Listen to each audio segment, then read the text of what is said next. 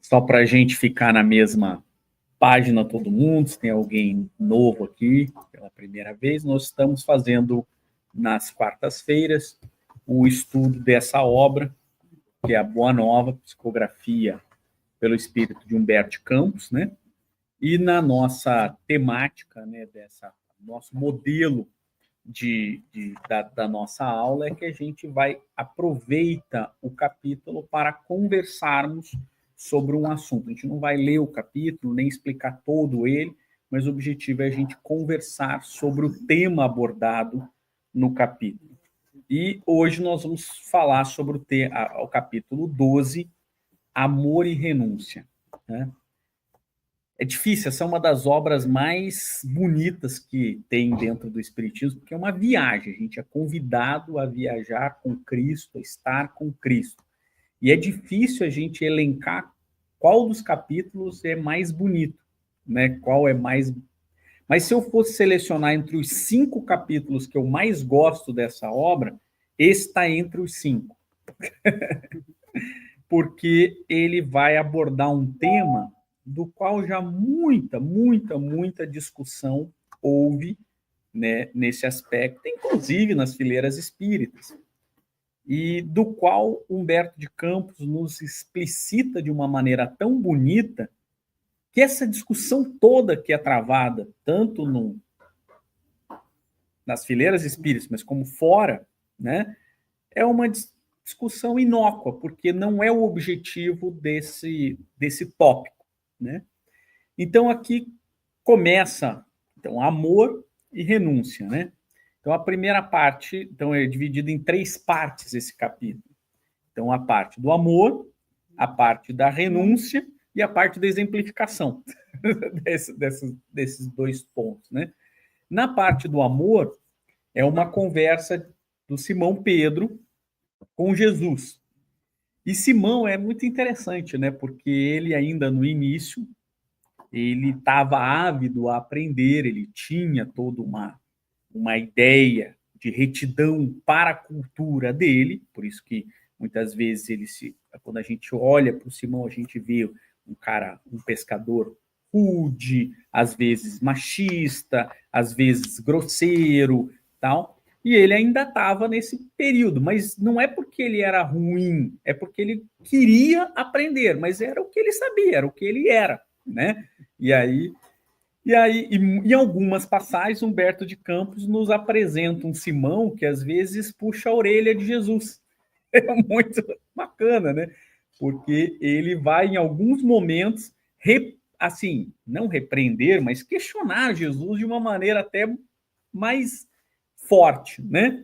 E esse é o momento, né? Porque acontece as bodas de Caná, né? As bodas de Caná é a primeira manifestação pública de Jesus do que nós chamamos de milagre, e nas bodas de Caná, Jesus então transforma a água em vinho. Todo mundo conhece essa passagem, né? E aí, Simão, meio assim, talvez chateado, talvez achando meio estranho essa história, né? Resolve, assim, repreender Jesus, assim, meio que... Não, mestre, você não acha que transformar a água em vinho favorece a coisa mundana, né? As festas mundanas? Será que não vão querer beber, né? E comer, né? Uma festa, né? E, poxa, o primeiro milagre é uma transformação da água em vinho. O que as pessoas de fora vão pensar da gente? Né? Esse é mais ou menos o que Simão estava preocupado. De fato, os críticos de Jesus, né, chamavam ele de glutão e beberrão. Não sei se era porque ele bebia muito vinho, ou comia muito, ou só por conta dessa primeira transformação, né? Mas o fato é que Simão resolve repreender Jesus. E assim, não repreender, mas ele está questionando assim, a atitude de Jesus, né? E muito preocupado com as aparências. Você vê como a gente também é assim, preocupado com as aparências, preocupado com o que os outros vão pensar da gente, preocupado com o que o de fora muitas vezes vai pensar. Às vezes a gente não se preocupa com quem está dentro da nossa casa, que nos ama, que vai pensar, mas preocupa com vizinho, 3 quadras ali, o que ele vai pensar, né? Como se ele fosse muito importante na nossa vida, né? E Jesus responde essa questão de uma maneira tão bela, porque assim, e você vê como a discussão doutrinária, muitas vezes, que fica, mesmo na seara espírita, mas Jesus não transformou a água em vinho.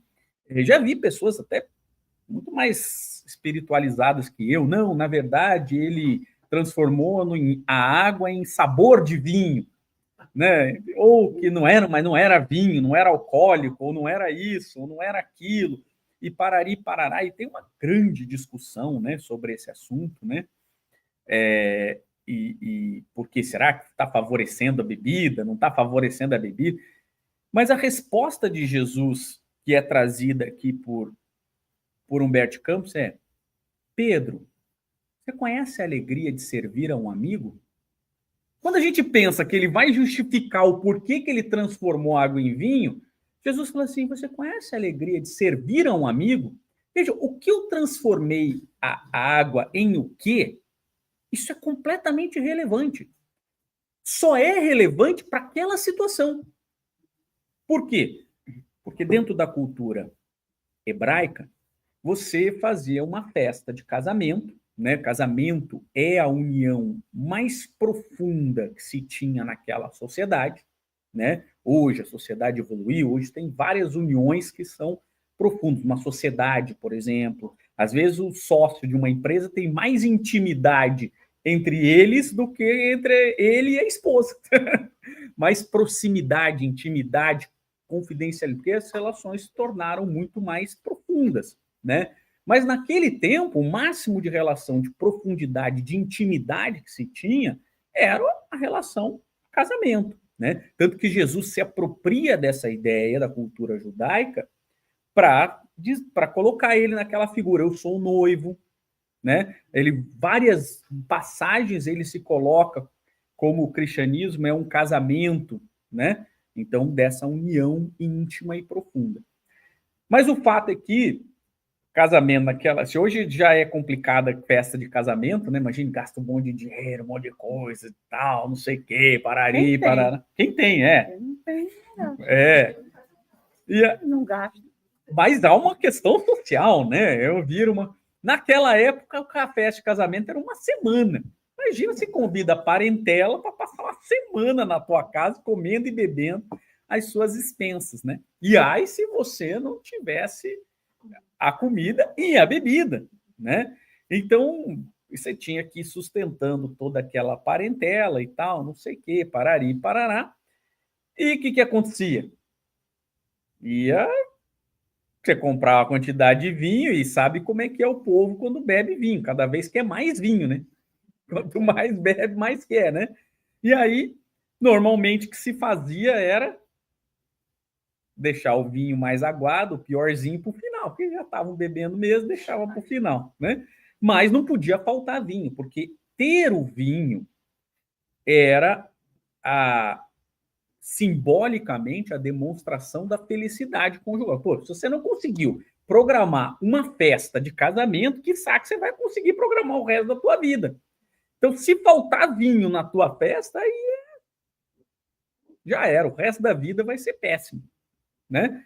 Então, essa era uma marca muito importante. E o que acontece? Provavelmente Jesus estava na casa de alguém muito íntimo, muito próximo da família, era alguém muito querido pela família, não era só porque ali na festa não estava só Jesus, os discípulos, ele também levava um monte de gente, né? Nem sei se... Mas lembra que muitos daqueles que estavam ali eram parentes, lembram? Eles eram parentes entre si, estavam muito próximos ali, primos de Jesus e tal. E Jesus, então, e Maria estava ali também, então era uma festa muito próxima, de pessoas que, principalmente a mãe dele, gostava muito. E aí acaba o vinho. E acaba o vinho, isso seria algo muito ruim para aquela sociedade, para aquela cultura, para aquela forma. Naquela época. Né? Significaria que o resto... Hoje não, hoje ninguém nem se importa. Acabou, vamos embora. É bom que ninguém bebe muito, né? Todo mundo sai feliz. Né? Metendo pau no dono da casa.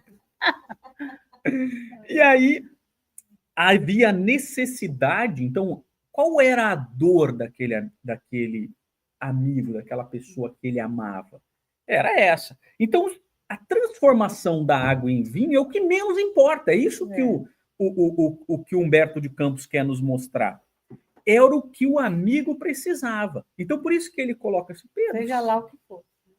Desde que seja, né, uma coisa lícito, desde que seja adequado, desde que seja correto, e que você esteja ajudando aquela pessoa, conhece a alegria de servir a um amigo. Então, e aí Jesus vai explicando isso, que não há nada mais prazeroso e nada mais do que servir as pessoas que estão ao seu redor, as pessoas que você ama. Uma hora de aflição, né? E olha, em todos os momentos, né? Em todos os momentos, mas é assim, é uma aflição, né? Quando alguém precisa de você de alguma forma, né? E você pode fazer aquilo.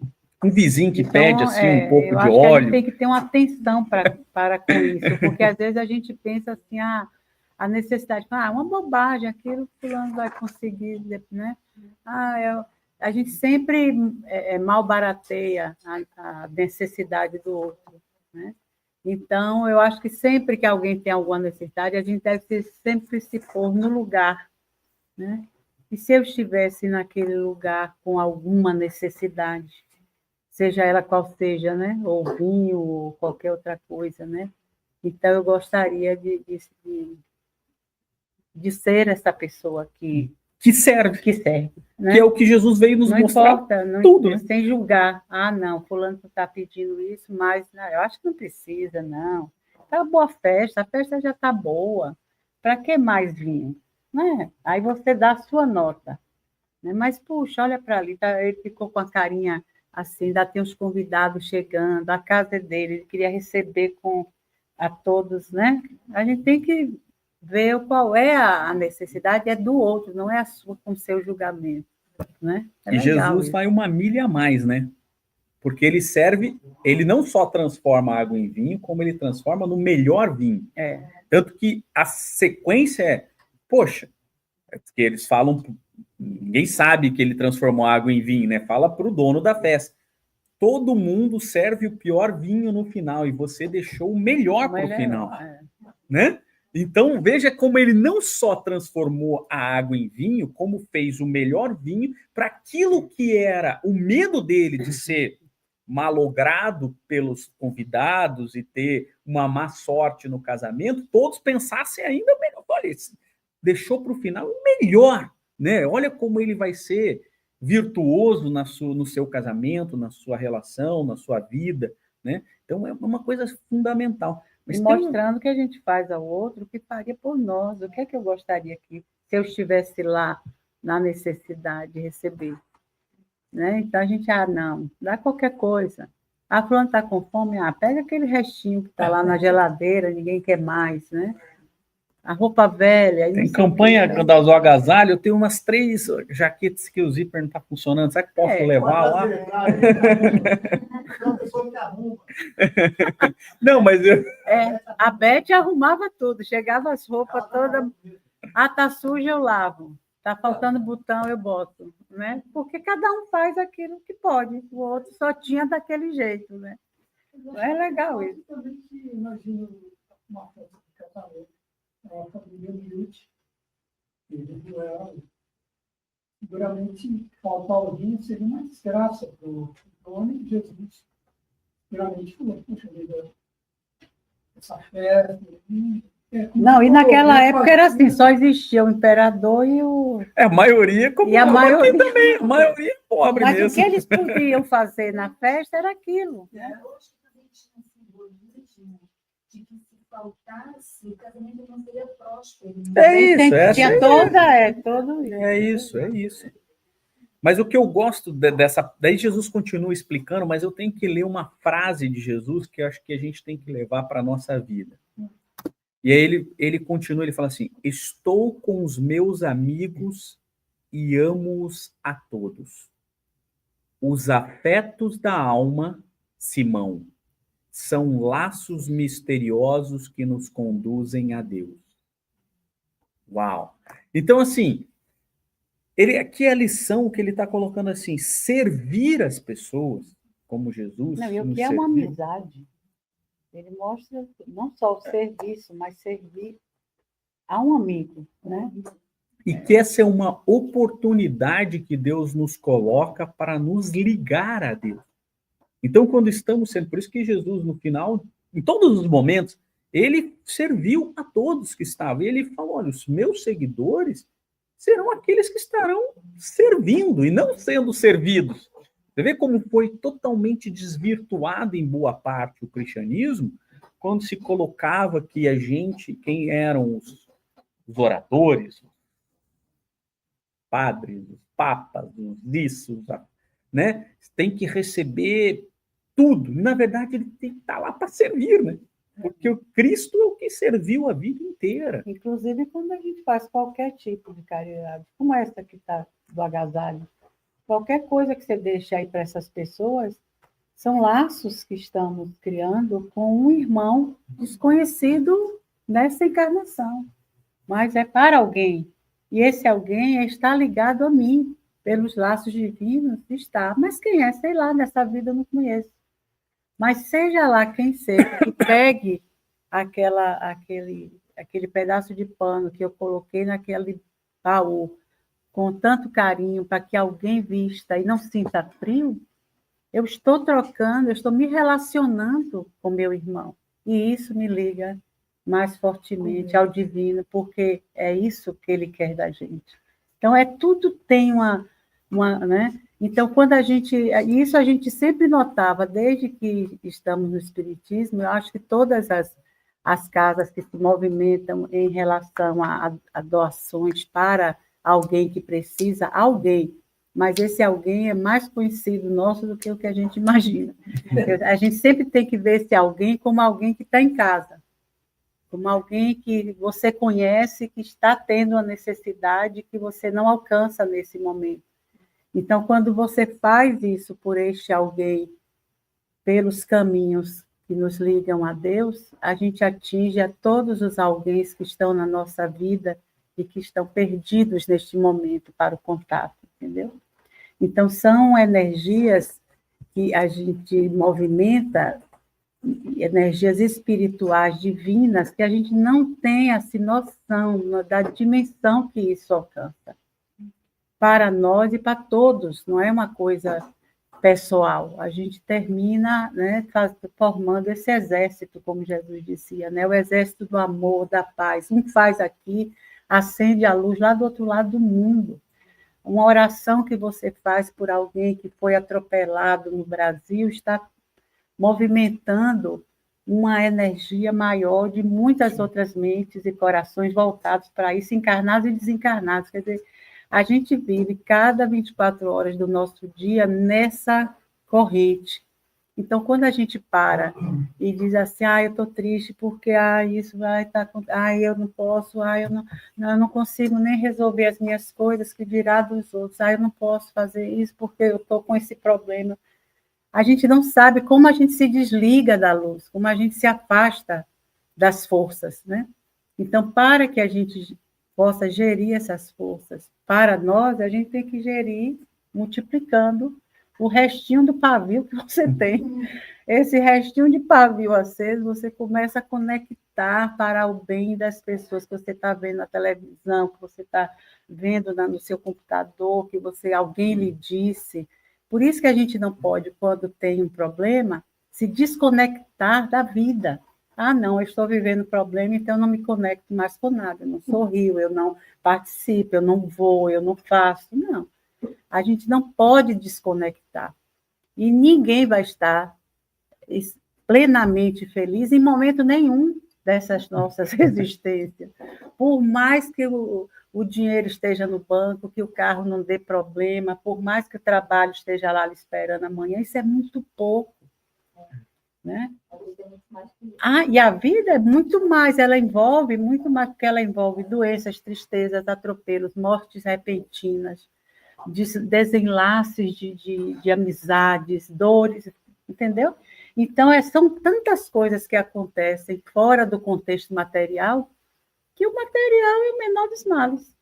O material você vai ali patinando nele, porque ó, qualquer coisa, né, é a mesma coisa. O que é que vai poder ser de tão ruim assim, né? Do que eu acho que nada pior do que uma doença, do que alguém seu sofrendo horrores e você não poder fazer nada. Não tem nada pior do que isso. Coisas que a gente não alcança, coisas que a gente não consegue botar na mão e resolver. Porque o resto todo, né? Ah, morrer, mas morreu o menor dos males, morreu o mais legal. Morreu, já acabou. Quem fica vai ter trabalho com o corpo lá, o que é que faz, né? Se vai enterrar, se vai cremar, se vai jogar nas florestas, nas flores, mas o espírito ó, já... Alguns, né? Alguns. Não, alguns, mas até os que não vão encaminhados porque são rebeldes, eles são buscados. Olha que coisa boa. Aí eu quero ir para o inferno, e vai. E vai, mas vai uma trupe de André Luiz para cima, atrás dessa criatura, né, que foge. E fica lá 800 anos, a mãe, 800 anos atrás do filho.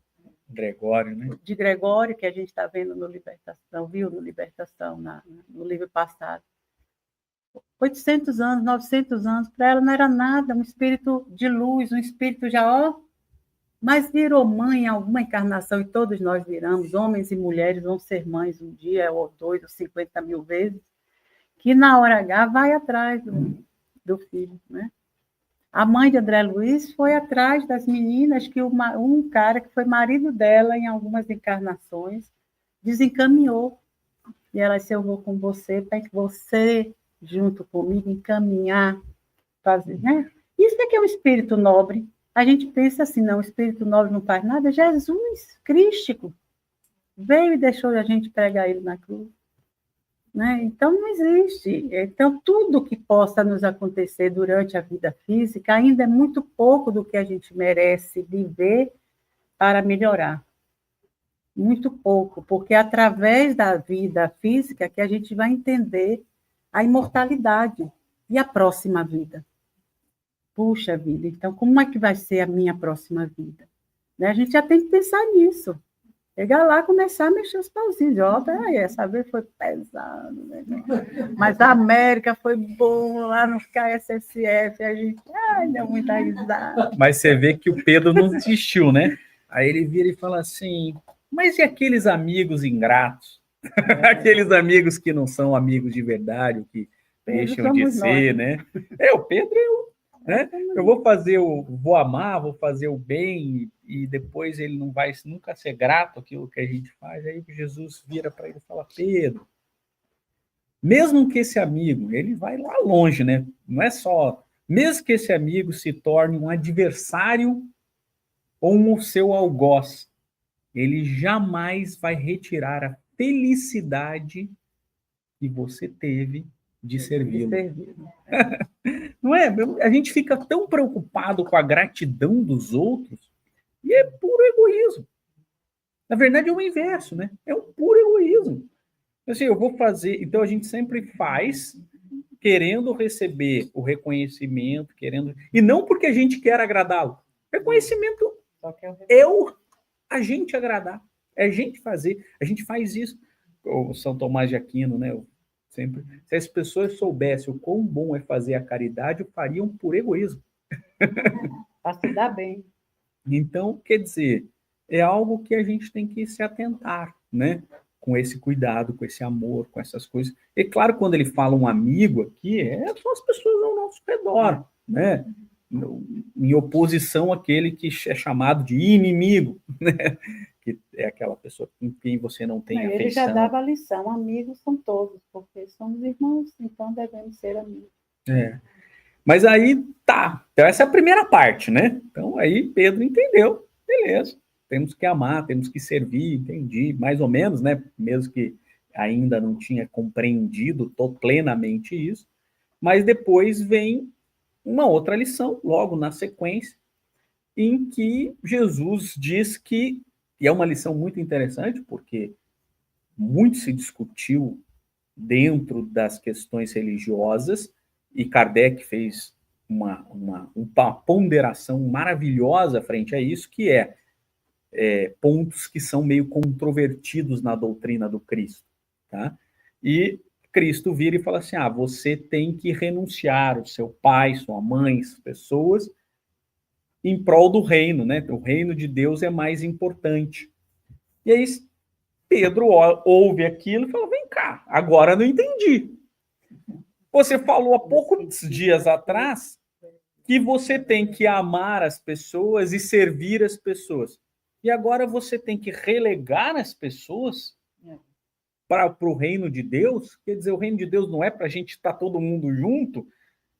E aí, é realmente, né? Se a gente for pegar a letra fria da lei, parece muito radical, senhor. Como aquela passagem, eu não vim trazer a paz, vim trazer a espada, né? Você pega só aquele trecho, só aquele pequeno trecho, sem considerar o resto, né? É ruim. Quando a gente fala de interpretação normativa, então pode esquecer que isso aqui tinham formas de interpretação, né? E isso aqui era lei, pelo menos. E há muito tempo se discute formas de interpretação normativas, né? Dentro do direito a gente aprende um monte de formas de interpretação. Existe a interpretação literal, né? Literal quando você pega aquilo que está escrito e aquilo ali interpretado. E aí a gente se depara com situações em que a literalidade da norma se conflita. Você pega uma lei e conflita com outra lei. Isso acontece o tempo todo, não é só com Jesus. Isso é com qualquer lei humana, acontece isso. Existem as interpretações extensivas, tem várias formas de interpretação. E tem uma outra forma que é a interpretação teleológica da norma, a gente chama assim, né? Já viu que na verdade, quando você faz lá 1h30, assim, você fica perguntando para um advogado, você fica lá, doutor, aconteceu isso. Ficou 1h30. Quando você termina a pergunta, ele vira e fala, depende. Não é assim? Não é assim? Você fica 1h30 perguntando, o cara só sabe responder depende. Por quê? Porque é exatamente isso que acontece na cabeça de quem está estudando as leis. Você não pode pegar um trecho da lei, depois é outro trecho da lei. Entendeu? Você tem que fazer uma interpretação normativa como um todo. Existe hierarquia das leis, existem formas de lei, existem normas, tipos de normas. Então, a Constituição está acima de uma lei ordinária, que está acima de um decreto, que está acima de um contrato. Tem até um cara que escreveu sobre isso, chama-se Hans Kelsen, chama Teoria Pura do Direito, né? Vai estabelecer o que nós chamamos de pirâmide de Kelsen, né? E não é diferente com Jesus. Jesus, existem várias leis, mas existe uma Constituição, que a Constituição principal norma de Jesus é o amor. Então você não pode nunca considerar nada do que Jesus fala retirando o amor. Não, mas eu não vim trazer eu não vim trazer a paz, eu vim trazer a espada. Então Jesus estava semeando a guerra. Não, você não pode interpretar um trecho desconsiderando a Constituição, o todo e os princípios fundamentais. Então, tudo tem que ser coerente. A frase por si só, literalmente, pode não ser coerente, quando você pega duas frases. Mas na interpretação, ela tem que ser. E é isso que Jesus vai explicar. Ele fala assim, olha, quando eu estou falando em renunciar em prol do reino de Deus, é porque nós temos que estar preparado para situações de perda. A gente sempre está acostumado a rezar para Deus e sempre estamos gratos quando Ele atende. Mas estamos gratos quando Ele diz não? Porque a gente fala assim, olha, eu queria tanto e tal, que você me desse esse emprego dos sonhos e tal. E aí você recebe uma demissão. Não só não tem um emprego que você estava almejando, como você é demitido. E aí esse é o momento em que a gente vocifera contra Deus. Só pode ser o demônio, esqueceram de mim, não sei o quê, né? E aí são coisas que as pessoas acabam falando. Quer dizer, nós estamos preparados para ouvir o não de Deus? A renunciar às nossas coisas? Porque muitas vezes não, todas as vezes que nos acontece alguma coisa, isso é fruto de algo que nós fizemos, seja nessa vida ou nas encarnações anteriores. Kardec perde o maior capítulo do Evangelho segundo o Espiritismo, à exceção das preces, para nos ensinar isso. Bem-aventurados os aflitos, e o porquê que nós somos aflitos e tal. Então, estamos preparados para essa renúncia? Porque um dia nós vamos ter que renunciar a tudo isso, ainda que, e aí Jesus é muito fantástico, ainda que temporariamente. Nós não vamos renunciar a todas as pessoas um dia que a gente ama? Quando a gente partir dessa para melhor, estamos renunciando tudo, e não só renunciando todas as pessoas que a gente ama aqui, como renunciando tudo que a gente construiu. Mas não, os títulos que a gente... renúncia, eu acho que a gente vai ressignificar. Não, a gente acha isso. Mas a gente está preparado para isso? Porque quantos irmãos nossos tão atrelados à matéria não conseguem essa renúncia? Essa fortuna que eu construí agora vai ficar para esses meus filhos que não valem nada? Não é assim? Maria, você lembra aquela passagem do jovem rico? Também. Aquilo ali é um exemplo grande sobre isso, né? A do jovem rico. Que ali, o jovem rico era um bom jovem. Era uma ótima pessoa. Mas, Chico, um dia que você passa de 60 anos, é um período que vai ser, começa o desapego emocional, material, tudo mais. Justamente para preparar você quando chegar no momento da transição, da passagem, você desapegou. Então, quer dizer, depende de como também a pessoa encarar. Mas eu acho que no ponto que nós já estamos, sim. Ninguém sai mais esperneando, muito pouca gente está esperneando, entendeu? Eu acho que a gente já sai com algum entendimento do depois. Não é mais aquela cegueira total ou aquela cegueira forçada porque a gente não queria acreditar. A materialidade nos consumia tanto as ideias e as emoções que a gente não queria nem saber, mesmo sabendo, mesmo sendo espírita, mesmo vivendo qualquer tipo de espiritualidade, que eu digo, não é nem ser espírita, mas qualquer tipo de religiosidade, quando saía esperneando, do mesmo jeito que foi as encarnações todas, mas eu acho que agora, no ponto que o planeta está, que as nossas ideias têm, o acesso que a gente tem às informações, os contatos também são muito mais possíveis hoje. Antigamente, não, você reencarnava lá no Piauí, num lugarzinho lá, né, bem afastado, passava a vida ali, morria com 60 anos, porque não vivia muito, ou 70, ou mesmo que envelhecesse mais, mas não estava tendo acesso, nem visual, nem de forma nenhuma intelectual, para poder conhecer, né, reconhecer coisas. Então, ficava, às vezes, 90, 100 anos era aquele o seu cenário. Eram aquelas poucas palavras que vocês trocavam, né? A gente trocava com algumas pessoas. Não havia uma conversação, um enriquecimento intelectual. Né? Então, tudo isso fazia com que... Não era que a gente fosse... Não, é porque a gente ficava mais ou menos no mesmo padrão, né? de conhecimento. Porque o que enriquece a gente é essa vontade que a gente tem de estar fazendo coisas, de poder estar aqui e ali, de ver na televisão quando você não pode sair de casa. Eu tenho uma doença que eu não posso, vou passar a vida no quarto. Tem pessoas assim, e tem acesso a tudo, né? Aquele físico que ficou todo... Né? Ele criava, ele continuava fazendo as pesquisas, as coisas dele, mesmo com a impossibilidade física. Imagine, antigamente, né? 100 anos atrás, você tinha uma impossibilidade física, ali você muitas vezes ficava, não tinha nem o vizinho lhe conhecia, porque as pessoas tinham vergonha de mostrar, eu tenho uma criança autista, eu tenho uma criança mongolóide, eu tenho um filho que não anda. Né? Até os pais escondiam com vergonha né? As pessoas saberem. O Jerônimo, né? O próprio Jerônimo. Quem não conhece o Jerônimo, era o gigante deitado. O gigante deitado, palestrante espírita, dos grandes Fazer uma palestrantes. palestra. Os melhores oratórios. Nossa, Vamos fazer E- uma palestra sobre ele, maravilhoso. conhecido como Tarzan também, Tarzan do Espiritismo, porque ele era forte, musculoso, E falava muito. e dizia, ele se chamava de Tarzan. Ele falava que ele era o Tarzan. O legal foi quando E aí- perguntaram a ele qual é o seu maior desejo, o que você gostaria. Depois, né? Depois, ele já lá, né? E ele, Tarzan, numa reunião espírita lá, veio uma comunicação.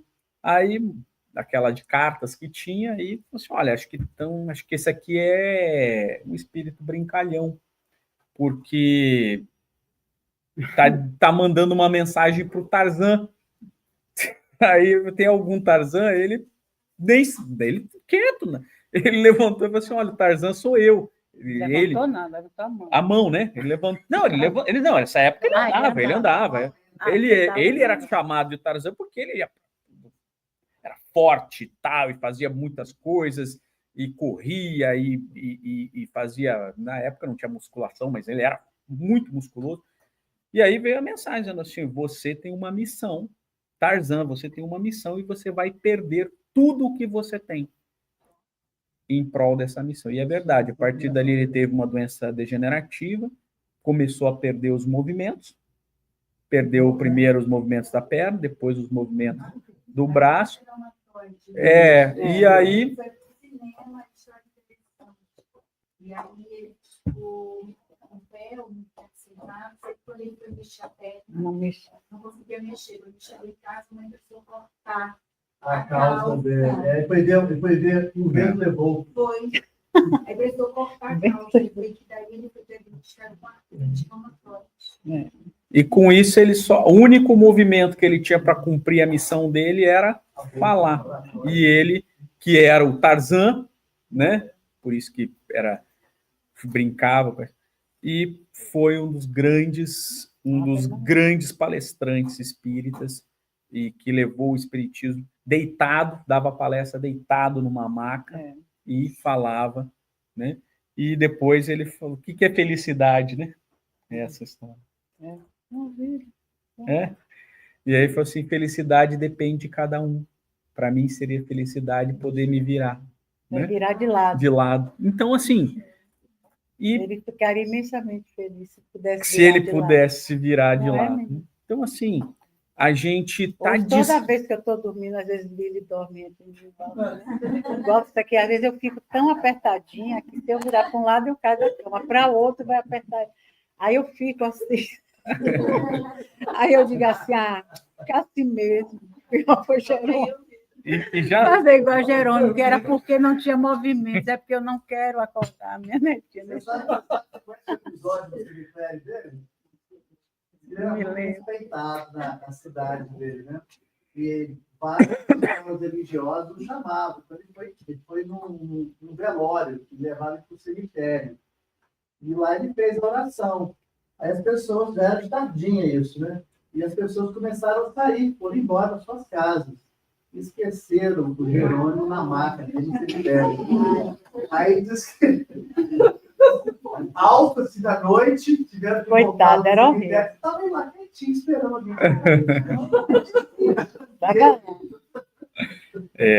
Mas será que aí a vai gente... marcar, viu, Ronaldo, um collab para falar sobre Jerônimo. Não, o Jerônimo tem material assim, absolutamente maravilhoso. Ele era piadista. Mas não conte. Ele falava...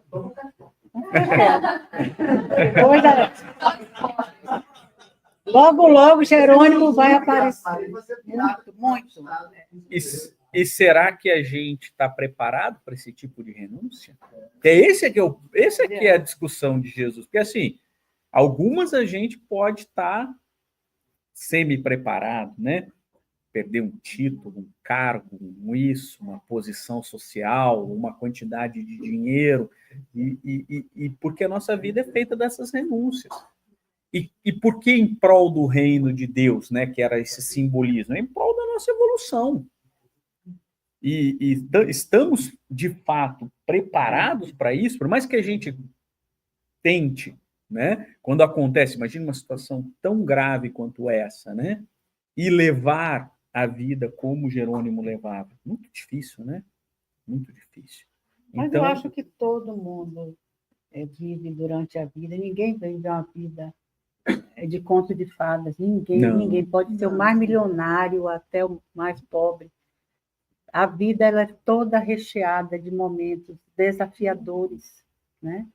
Aí a gente diz assim, mas o desafio de Jerônimo, já pensou ficar ali deitado? É um desafio, que às vezes você está de pé e está vivendo o mesmo horror que ele, que não pode nem se virar. Depende o que a gente, né? Mas todo mundo vive momentos muito cruciais e desafios muito profundos na encarnação. É que eu acho que hoje a gente repara mais, hoje a gente não sofre, só sofre.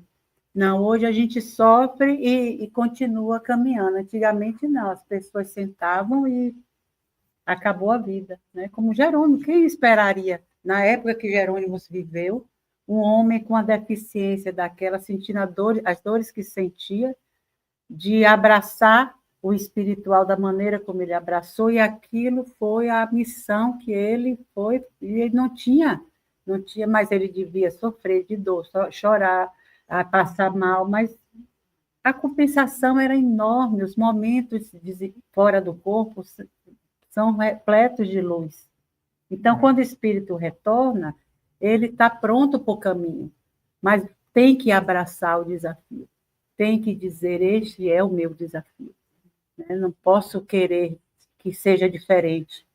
Uma coisa que veio para você passar a vida com aquilo, seja ela dentro da sua casa, dentro do seu corpo, no seu vizinho, aonde for, mas ele vai estar por perto, mas não necessariamente numa legião, ou sabe? Não no corpo físico. E no fundo, o que Jesus quis nos mostrar não foge do primeiro mandamento, que é amar a Deus sobre todas as coisas e o próximo como a ti mesmo. Então, essa confiança em Deus sobre todas as coisas, porque ele falou. E aí Jesus fala assim, mas qual é o amor maior? Aquele que Deus tem para com cada um de nós ou aquele que nós temos para com as pessoas que a gente ama? Ele falou assim, a proporção é essa. Então, Deus tem um amor muito maior e mais puro do que o que a gente tem para os nossos filhos, para os nossos pais. Então, por isso que está nessa hierarquia. E uma regra não exclui a outra. Quando você está renunciando determinada coisa em relação, ou mesmo as pessoas, em relação a Deus, você não está depreciando a pessoa, né? A gente que, na nossa forma de pensar egoísta, às vezes, você ama mais fulano que ciclano, né? Porque a gente é pequeno, né? A gente ainda está naquela amor muito egoísta. Essa é a verdade. E a gente está caminhando nesse amor de Cristo. Imagine quando chegar... Cristo amava mais Pedro do que Judas. Será que tinha isso? A gente que na nossa pequenez que a gente faz esse tipo de comparação, né? Tanto amava Judas que, mesmo sabendo que ele ia trair, e mesmo tendo traído, e mesmo na cruz, a primeira ação que ele faz é mandar um anjo socorrer Judas, que tinha suicidado. Contam isso, é uma passagem que Humberto de Campos nos conta. Enquanto o pessoal estava lá e pura e não sei o quê. E os anjos anotando quem que estava fazendo acionando o pessoal anotando. E dizendo, as Judas estavam suicidando, que corram para socorrer. Então, você vê, um espírito crístico, ele não estava ali vivendo nada daquilo físico que ele estava vivendo. Ali o físico e nada era a mesma coisa, é isso que eu digo. A gente vê tanto o Jerônimo, né? Na encarnação dele, como Jesus na cruz, nos mostrando que não tem não diferença. Que não estivesse sofrendo. Você sofre, né? Mas não é mais o sofrimento que ele estava... Sofrimento, não. As diligências que ele tinha... Não que ele não estivesse sentindo. Mas o que ele tinha que resolver no âmbito espiritual era tão urgente que aquilo ali não ia prejudicar em nada, porque as pessoas estavam fazendo aquilo que queriam fazer e não ia ter como... Ele não ia ressuscitar ali naquela hora e dizer, gente, peraí, para aí. e furar o boneco, eu estou por aqui mesmo, só é o corpo. Não ia ter isso. Então, ia ter aquela parte. E essa é a né, terceira pra parte gente, da lição, né? né? Essa aqui, vai falar. Não. Essa é a terceira parte, em que Jesus nos demonstrou que, por mais amor que ele tivesse, não só a cada um de nós, com uma missão, porque Jesus amava essa missão, ele assumiu essa missão e não foi naqueles 3 anos, nem naqueles 33 anos. Ele está nos amando e nessa missão de nos levar nesse processo evolutivo há 4,5 bilhões de anos, porque ele assumiu essa missão na formação do planeta. Alguns de nós estávamos aqui ainda em germe de espírito, né? Outros vieram para cá e Jesus assumiu essa missão já em provas e expiações, né? E o fato é que Jesus assumiu esse compromisso. Ele amava essa missão, ele sabia que e tinha que renunciar, ele sabia que existia. Por isso que eu não... Aquela parte do Novo Testamento, que Jesus está na dúvida, que ele estava sofrendo. Aliás, a última temporada do The Chosen é a pior de todas. Que é muita especulação. É muito... Última? Essa última agora. A última agora. Essa agora. Mas manda dizer para poder... Não, é porque está dentro da especulação, né? Então, ali mostra o sofrimento de Jesus, que nunca aconteceu. Não poderia. Nunca aconteceu. A gente... a mesma que essa parte do Evangelho é como essas pessoas viram Jesus. Não, e eu acho que o miraculoso existiu em muitos momentos das nossas vidas, né? A gente veja um evangelista na ilha de Patmos, quando foi jogado no óleo quente. E todos que estavam lá viram que ele não morreu por causa daquilo, e não houve, entendeu? Então, todos nós já presenciamos muitas coisas extraordinárias. Então, não precisa vir assim, quando vai retratar a história do miraculoso, não pode ficar tentando malbaratear isso. A gente porque não pode... naquele tempo, nós éramos simples e ignorantes. E o miraculoso, para nós, era a verdade. Né? Você vê as pessoas que moravam em fazendas, aquelas pessoas, né, mais voltadas para a terra, eles viam coisas, eles viam os elementos, os elementais cuidando das hortas, das fazendas, das coisas, né, dos animais. Então, eles viam aquilo, e aquilo para eles era normal, não tinha problema nenhum. Hoje tem, a gente fica, será que viam mesmo? Será que era assim? Mas será que Chico via? Quando, né, estava na rua e via lá o velhinho, eles entregando comida lá no meio da noite, ele e os amigos do centro, e ele olha embaixo da marquise, assim, um bocado de mendigo, aí vão lá entregar o pão. Ele, não, peraí, eu quero ver aquele ali, vou levar um pãozinho. Ele levou e ficou lá sentado, conversando com o velhinho, e o pessoal, bora, Chico, tá na hora, não sei o quê. Aí ele se despede, aí chega assim, menina, aquilo é um espírito maravilhoso, que está em missão entre as pessoas mais necessitadas. Que homem culto, né? Que homem, sabe? Quer dizer, ele identificou. Mas para ele aquilo, o cara continuou lá, era a função do espírito, e ele não disse, não, vamos para minha casa dormir hoje direitinho. Ele, mesmo espírito encarnado, sabe que aquilo faz parte do trabalho. Então, é bacana isso. Então, hoje, por que a gente vai fazer alguma coisa e malbaratear momentos assim que são... E achar, né, que Jesus estava abaixo de João, o evangelista, de Paulo, de Tarso. Que essas pessoas sofreram tranquilo, né, os seus martírios, né? Pedro, né, todos os que foram, aquelas pessoas, claro que muitos cristãos, como eu falei na palestra de domingo, né, muitos cristãos ficaram a bolo, fugiram, porque não tinham ainda compreendido a missão do Cristo. Mas aqueles que compreenderam e que foram, de fato, martirizados, isso nos conta aí, sim, Emmanuel, tem várias obras, Esquina de Pedra, há 2000 anos, tem várias obras desse período, Ave Cristo, e que esses cristãos entravam cantando e felizes, sabendo que iam morrer em nome de Cristo. E Cristo se abalou e não ficou sente nervoso. dor, né? Não Faz sentiam sentido, dores, né? não sentiam as dores, não sentiam o fogo, não sentiam as lanças, não sentiam. Já estavam espiritualmente deslocados, eu acho, da dor, de tudo, não tinha essa. Só tem que desconfiar quando eles falam que os cristãos morreram lá no Coliseu, porque isso não aconteceu. Nos outros lugares aconteceu, porque o Coliseu foi construído muito tempo depois. Então, eu acho que Vespasiano que começou isso bem depois. Então não era na época do Nero. Nero não tinha. Aquele lugar ali foi construído. Enfim. O Coliseu foi construído em cima da casa de Nero, se não me engano, não tem uma coisa dessa.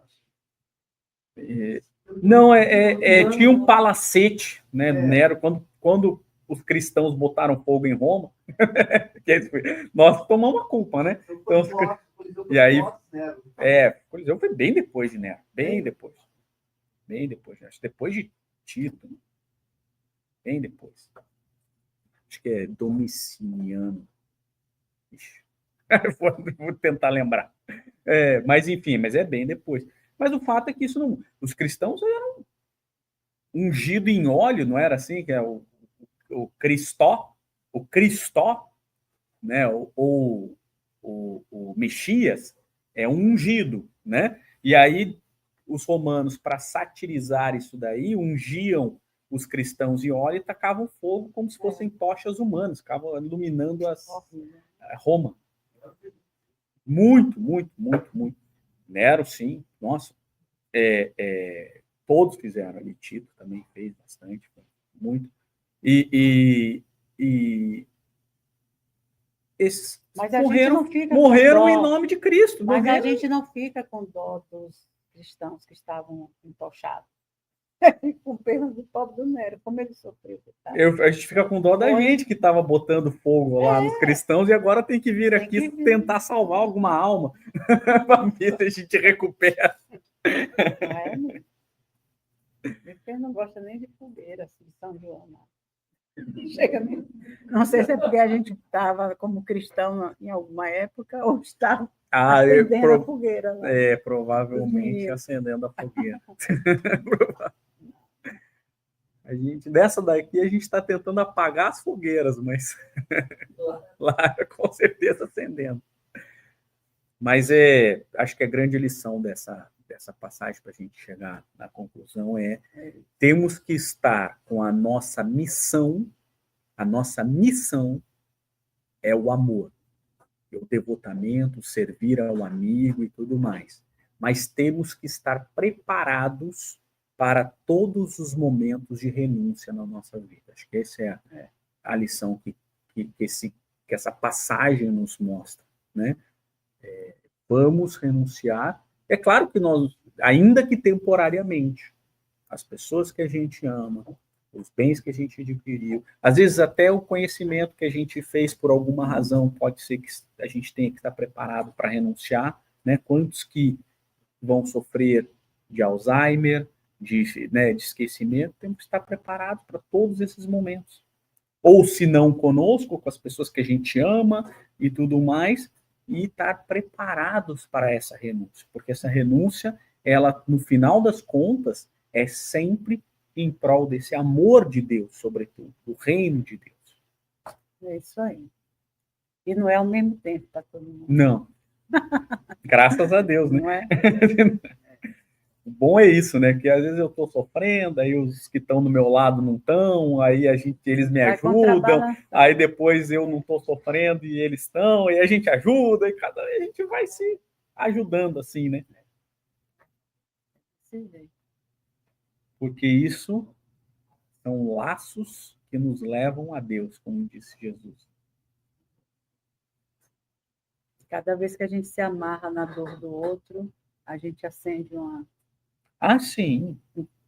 Flechinha, né? E ajuda, né? E ajuda. É muito bom a gente se reconhecer servidores de Deus de vez em quando, né? Que a gente sempre pede, né? Mas às vezes a gente esquece que ele serve a nós todos através de nós mesmos. Então a gente tem que saber que somos esse exército de luz. Não tem outras coisas. Mas os espíritos é que têm que vir. mas vem através do nosso desejo de fazer. Porque o espírito não pode vir potencializar um trabalho, um passe, se eu estou lá dando um passe pensando na morte da bezerra, entendeu? E não naquela tarefa que eu estou executando. Então, por isso que os trabalhos no centro espírita, sejam eles onde sejam, na cantina, na livraria, todos eles, todos são treinamentos do espírito numa função com o outro, porque sempre a gente vai estar com alguém, do lado, na frente, atrás, na mesa, conversando, e não tem como a gente se isolar. Se a gente se isolar, vai alguém atrás de você. Se estiver lá, assim, não, mas não quero conversa. Não, ok, eu fico em silêncio com você. Né? Então, a gente tem ainda, não está em funcionamento assim, organizadamente, mas tínhamos uma função aqui que era, para mim, era assim, a mais importante de todas. Eram os porteiros do amor. Porque os porteiros do amor, eles não tinham uma portaria fixa, eles só tinham a função. E a função deles era, onde estivessem dentro do centro, eles estarem olhando as pessoas e vendo uma pessoa nova que chegou e está ali sozinha no canto e ninguém ainda sentou de junto, e sentar e perguntar, é o seu primeiro dia? Você já conheceu o centro, sabe? Puxar a conversa. Então, a gente, no centro, a gente botava turmas de porteiros do amor dentro do salão, ali em pé, conversando, olhando livros.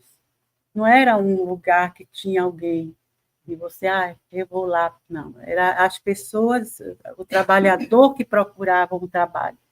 E tinham que ficar de olho em todo mundo, quem abria a porta, como entra, se olhou mais assim.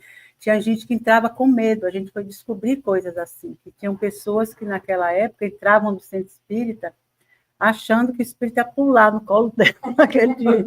Aí entravam meio assim, às vezes a gente falava assim, esse é o primeiro dia? Não, por quê? Por que você está perguntando? Eu entrei só para conhecer, só para saber o que é que tem aqui. Você via assim, o pavor nas pessoas. Tem. Vinha gente chorando. Então, você nota, se não tivermos todos uns, né? Porque quando a gente está há pouco tempo no centro, a gente não assume logo essa função. Mas aí, como agora a gente está falando de muitas coisas que o centro não recuperou depois da pandemia, e uma coisa era essa, que todas as vezes que a gente já tem algum tempo aqui, a gente fique assumindo interiormente essa função de porteiro do amor, observando as pessoas. Porque muita gente entra e não dá tempo, às vezes, da gente olhar todo mundo ou falar com todo mundo, né? Aí a pessoa entra e sai e a gente não tem. E o bom é que as pessoas entrem aqui e não saiam daqui sem terem trocado alguma coisa, uma palavra, um abraço, oi, tudo bem? Um cumprimento, que não entrem, mudam e saiam caladas, nunca. Então, como somos muitos sempre, dá para a gente, né, ficar... Né, eu lembro até hoje da minha porteira do amor. Quem era essa porteira? Neuzice. A Neuzice era danada. Eu lembro até hoje que, depois de um tempo, né, primeiro que eu não achava a casa. É escuro, né, no lugar. Não, e muita gente vinha e tal, e não achava. E eu, durante um bom tempo, como eu não achava a casa, eu frequentei a igreja evangélica, a PIB. Eu falei assim, alguma coisa eu não vou ficar sem fazer, né? Eu fui muito bem recebido lá também, pessoal muito bacana. Mas eu sou espírita de berço, né? Então senti essa necessidade. E aí um dia eu falei, não, hoje eu vou achar. Nem que eu fique a pé, batendo porta por porta, mas eu vou achar, né? Aí eu cheguei aqui, né? Você olha aquela portinha assim, parece que, né, é um outro mundo aqui. Vai ter um corredor que vai cair lá. Você vai falar assim, será que eu vou entrar nessa porta mesmo, né? Que é uma portinha no meio de um estacionamento. Agora tem academia, tem as outras coisas, mas não tinha nada. Não tinha nada. Aí eu entrei assim, estava escuro, já era esse horário, assim, eu entrei, aí você entra meio tateando, né? Aí, ainda mais que eu sou de Curitiba, tenho a prerrogativa de não falar com estranhos, né? Então, aí eu entrei e, oi, tudo bem? Seja bem-vindo, é sua primeira vez e tal, não sei o que. Na verdade, eu já frequento há desde que nasci, mas é a primeira vez, eu demorei para encontrar aqui. Então, seja bem-vinda. Ela saiu ali de trás, assim, me deu um abraço, assim, que eu nunca mais eu vou esquecer. Neuzice. Anel. Aí, nunca mais eu vou esquecer. Pensei que era macio. Não, a Neuzice me deu um abraço, assim, você chega com aquela correria do dia a dia, né, numa terra diferente, com línguas diferentes, com pessoas muito distantes, e que num choque cultural muito grande, e quando você recebe isso, né, é uma coisa que eu nunca mais vou esquecer, e tenho uma gratidão muito grande à casa que proporcionou isso, e a Neuzice, né, que fez isso por mim. Mas assim, é isso, tem que fazer isso. Eu não posso bom para fazer isso, porque eu sou curitibano, porque eu não falo estranho, mas... Então você vai fazer. O resto tem que ser educado, né?